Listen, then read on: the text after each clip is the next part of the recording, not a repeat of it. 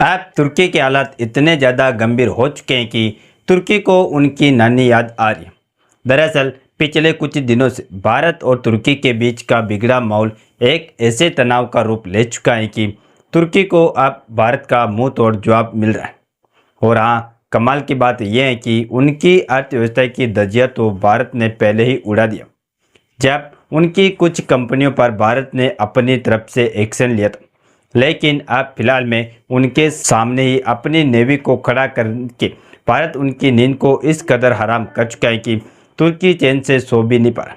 यकीन मानिए दोस्तों, तुर्की जितना फड़फड़ा रहा है कि भारत अपने युद्ध पोत को भूमध्य सागर से लेकर वापस लौट जाए, उनके लिए उतनी ही बड़ी मुसीबत का बादल बनकर अब भारत के नेवी बरस रही। और बड़ी खबर आ रही है कि एक बार फिर से भारत ने अपने युद्धपोत को तुर्की के एकदम करीब ले जाकर खड़ा कर दिया। और आखिरकार भारत तुर्की के खिलाफ इतना ज़्यादा कड़ा रवैया और बुकलाया हुआ है। पूरी डेवलपमेंट क्या है इस वीडियो में समझते हैं। नमस्कार दोस्तों, मैं राधेश्याम और आप देख रहे हैं KSR News 24। दरअसल इस समय देखा जाए तो तुर्की ने भारत से पंगा ले लिया और ये पंगा तुर्की ने भारत से अनजाने में नहीं बल्कि जानबूझकर लिया। लेकिन तुर्की ने भारत से जो पंगा लिया, अब ये पंगा तुर्की के ऊपर ही भारी पड़ चुका, क्योंकि भारत का युद्धपोत एक बार फिर से तुर्की के सामने सीना तानकर खड़ा हो चुका। हालांकि सबसे पहले ये समझते हैं कि तुर्की ने आखिरकार अपने पैरों पर कुल्हाड़ी मारा कैसे। सबसे पहले तो सीन इमेजिन कीजिए दोस्तों, भारत ने अभी अभी आज़ादी पाई और दुनिया में अपने पैर जमा रखे।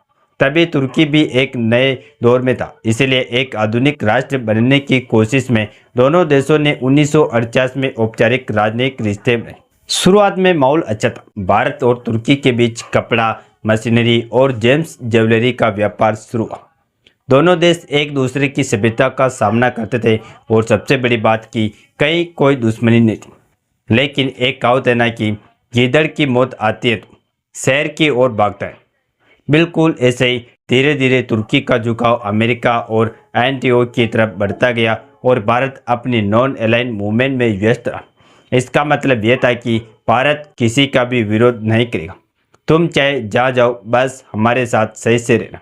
यानी दोनों रास्ते अलग थे लेकिन सम्मान बना रहे। साल 2000 के बाद दोनों देशों के रिश्ते फिर से सुधरने लगे और ट्रेड बढ़ने लगा, जिसमें भारत तुर्की को केमिकल्स, कपड़े और दवाइयाँ बेचने लगा और तुर्की से मिनरल्स और मशीनरी पार्ट्स मंगाने लगा। इसी बीच एयर इंडिया और टर्किश एयरलाइंस के बीच सीधी उड़ान शुरू हुई। इंडिया के टूरिज्म तुर्की जाने लगे और तुर्की के बाजारों में इंडियन मेड प्रोडक्ट्स दिखने लगे। यानी दोस्तों सब कुछ अच्छा चल रहा था जब तक कि एर्दोगान की राजनीति बीच में नहीं आई। फिर साल 2016 के बाद सब कुछ बदल गया। तुर्की के राष्ट्रपति एर्दोगान ने अपने देश में इस्लामिक नेतृत्व की छवि बनाना शुरू की। वह चाहते थे कि पूरी मुस्लिम दुनिया उन्हें खलीफा की तरह माने और इसी कोशिश में उन्होंने भारत के खिलाफ बोलना शुरू किया। उन्होंने कश्मीर पर पाकिस्तान का पक्ष लिया, UN में भारत पर आरोप लगाए कि भारत मुस्लिमों पर अत्याचार कर रहा है। और 2019 में आर्टिकल 370 हटाने के बाद तो तुर्की ने खुलकर भारत विरोधी बयानबाजी शुरू कर दी और यही से तुर्की अपने लिए मौत का गड्ढा खोदना शुरू कर दिया। भारत ने देखा कि तुर्की सिर्फ बयानबाजी नहीं कर रहा है बल्कि पाकिस्तान की सेना को ड्रोन और ट्रेनिंग दे रहा है। जी हाँ दोस्तों, तुर्की की बेकार कंपनी जो दुनिया के मशहूर बैरक्टार ड्रोन बनाती है, वो पाकिस्तान को ये ड्रोन तकनीकी दे रहा है। भारत ने तुरंत एक्शन लिया, तुर्की के साथ रक्षा समझौते रद्द कर दिए, उनकी कंपनियों को ब्लैक लिस्ट किया और पाकिस्तान से जुड़े किसी भी तुर्की प्रोजेक्ट को कैंसिल कर दिया। यही नहीं, भारत ने जवाब में ग्रीस, आर्मेनिया और साइप्रस के साथ मिलिट्री एक्सरसाइज शुरू की, जो तुर्की के दुश्मन देश है। यानी अब मैदान खुल चुका है, जहां एक तरफ भारत की रणनीति थी, दूसरी तरफ तुर्की की जीत। तुर्की सोचता है कि वह इस्लामिक वर्ल्ड का नेता है, लेकिन भारत अब ग्लोबल साउथ, ब्रिक्स और G20 में अपना झंडा गाड़ चुका है। भारत ने जवाब में ग्रीस और आर्मेनिया के साथ डिफेंस हथियारों के समझौते बढ़ाए, आर्मेनिया को स्वदेशी हथियार दिए जो तुर्की को चुप गया। वही इस समय भूमध्य सागर में इंडियन नेवी की मौजूदगी काफ़ी ज़्यादा बढ़ गई और तुर्की जितना ज़्यादा धमकी देते गया, भारत इतना ही ज़्यादा आर्मेनिया, ग्रीस और साइप्रस का साथ देता गया।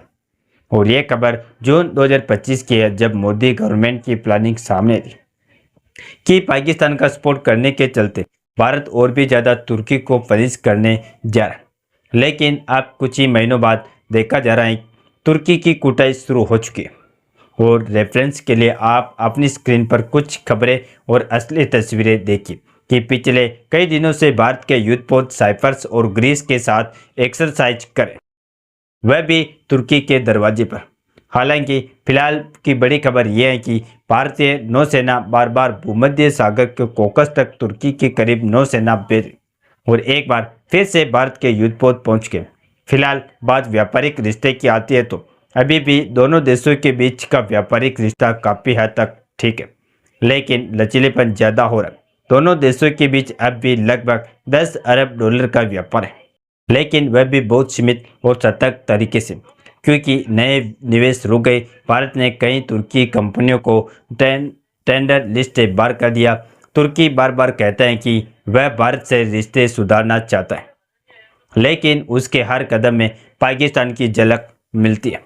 और भारत ये बात अच्छे से जानता है कि जो दुश्मन के साथ खड़ा हो उस पर भरोसा नहीं किया जा सकता। और ये बात ज़्यादा पहले की नहीं है, बल्कि हाल ही में तुर्की के उल्टे सीधे रवैयों पर भारत ने गुस्से में जाकर अपने नेवी के सिंपिंग प्रोजेक्ट से लात मारकर बाहर निकाल दिया और उसके बदले भारत ने ग्रीस के साथ अपने संबंध मजबूत किए।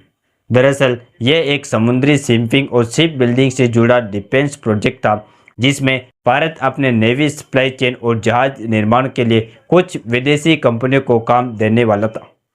शुरुआती तौर पर तुर्की की कुछ कंपनियां या पार्टनर्स को इस प्रोजेक्ट में शामिल देखा जा रहा था, यानी वे नेवी लिए मटेरियल पार्ट्स या तकनीकी देने वाले थे। लेकिन भारत ने तुर्की को सुरक्षा और कूटनीतिक कारणों से बाहर किया।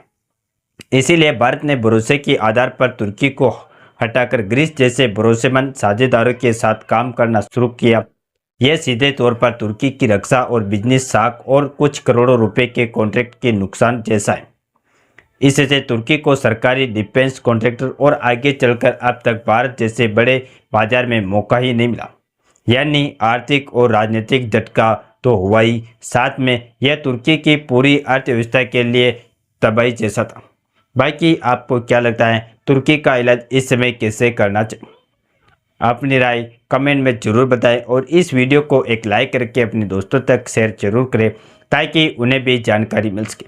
इसी तरह और भी नॉलेजेबल वीडियो देखने के लिए हमारे चैनल KSR न्यूज को सब्सक्राइब करके बेल आइकन को ऑल पर जरूर सेलेक्ट करें। जय श्री राम, जय जय भारत।